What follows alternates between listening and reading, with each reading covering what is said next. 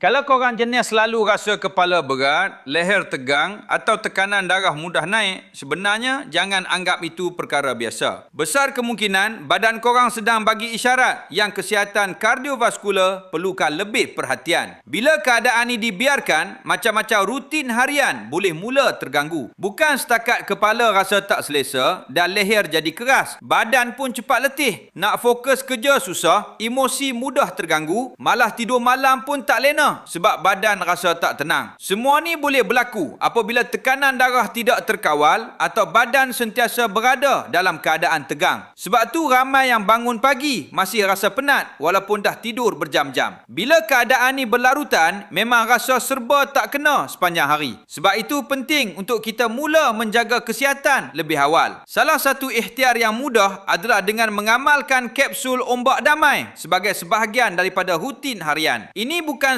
sekadar kapsul herba biasa. Ombak damai menggabungkan herba dewa lilit, asam belanda, bawang, minyak zaitun dan biji sadri dalam satu formulasi yang direka untuk menyokong tekanan darah yang sihat, membantu memberi rasa lebih selesa pada bahagian kepala dan leher serta membantu mengurangkan rasa berangin dalam badan. Kalau korang dah lama berdepan dengan kepala berat, leher tegang atau tekanan darah yang mudah naik, inilah masanya untuk mula berikhtiar. Jangan tunggu sampai rutin harian semakin terganggu. Boleh dapatkan di Showcase HQ Belluna Herbs atau tekan link di bawah atau boleh kontak saya di caption sekarang. Lihat sendiri maklumat serta perkongsian pengguna kapsul ombak damai.